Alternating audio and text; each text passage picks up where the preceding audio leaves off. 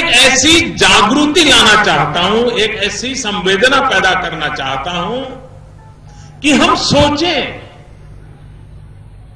हम भले कितने आगे चले जाएं, लेकिन जिन्होंने हमें आगे भेजा है उनको तो कोई आगे ले जाने का प्रबंध हो।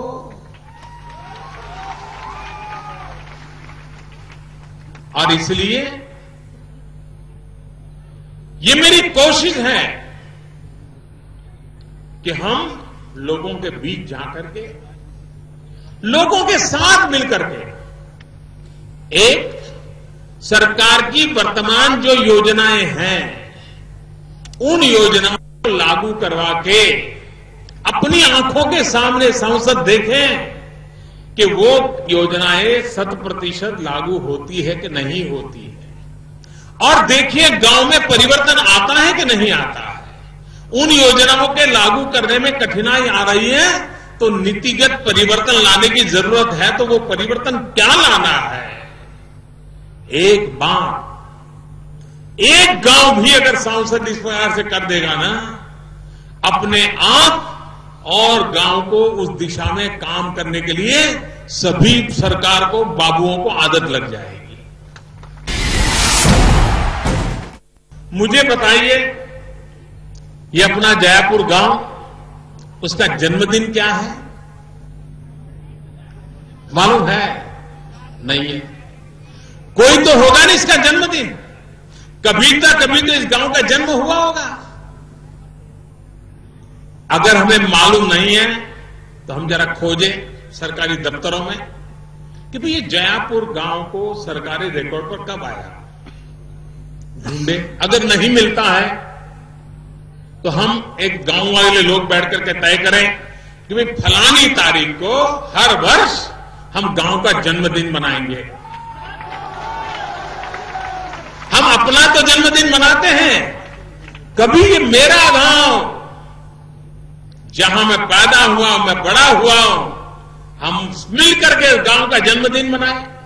और उस दिन इस गांव से पढ़ लिख करके जो बाहर गए हैं, रोजी रोटी कमाने बाहर गए हैं, उन सबको भी रहना चाहिए कि भाई अपने गांव का जन्मदिन है, उस दिन तो गांव जाना ही पड़ेगा। सारे गांव से जो बाहर गए हैं उन सबको उस दिन आना ही पड़ेगा। और उस दिन हमारे जो 75, 80, 90 साल की उम्र के जो गांव के एकदम वृद्ध लोग हैं उनका सम्मान किया जाए। आप मुझे बताइए, जब गांव अपना जन्मदिन मनाएगा तो गांव में सफाई गांव के लोग करेंगे कि नहीं करेंगे? गांव में बदलाव आएगा कि नहीं आएगा? हमारे शहर में रहने वाले लोग हैं, कोई अगर धनी हो गया, पैसे वाला हो गया, वो गांव में आएगा और उसको अगर पता चलेगा कि भाई गांव के अंदर स्कूल में एक पंखा लगाने की जरूरत है तो पंखा दान में देके जाएगा कि नहीं जाएगा? आपके परिवार में बेटी का जब जन्म हो उसको एक उत्सव के रूप में मनाना चाहिए। मनाते हैं क्या? कुछ परिवारों में तो बेटी पैदा हुई तो झगड़ा हो जाता है, उस बहू की बेचारी की मुसीबत आ जाती है। क्या हमारा जयापुर गांव बेटी का जन्म होगा तो उत्सव मनाएगा कि नहीं मनाएगा? हमारे गांव में लक्ष्मी जी का पदार्पण हो, बेटी लक्ष्मी का स्वरूप है, हम गर्व करेंगे कि नहीं करेंगे गांव के लोग? आज नहीं हो रहा है। आज देखिए, जितने लड़के पैदा होते हैं लड़कियां उससे कम पैदा हो रही है।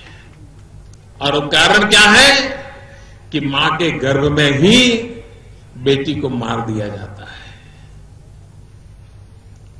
अगर मां के गर्भ में ही बेटी को मार देंगे तो ये संसार चक्र कैसे चलेगा?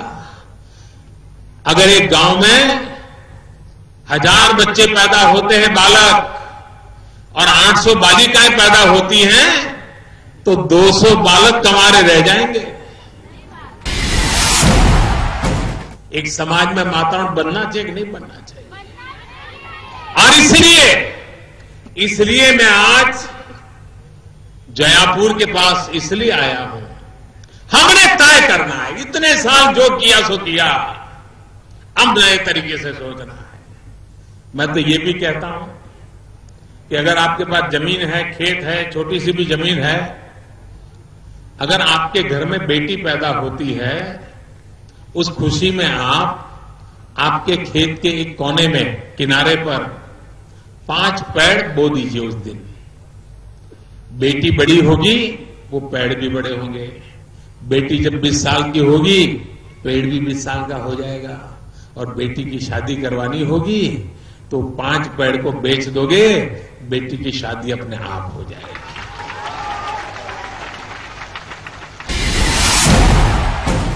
हम लोगों ने मिल करके समाज में व्यवस्था खड़ी करनी है। अब गांव अपना जन्मदिन मनाए तो जातिवाद बच ही नहीं सकता है। सब मिल करके बनाएंगे, जातिवाद नहीं रह सकता है। और जातिवाद का जहर गया तो गांव की ताकत इतनी बढ़ जाएगी जिसकी आप कल्पना नहीं कर सकते।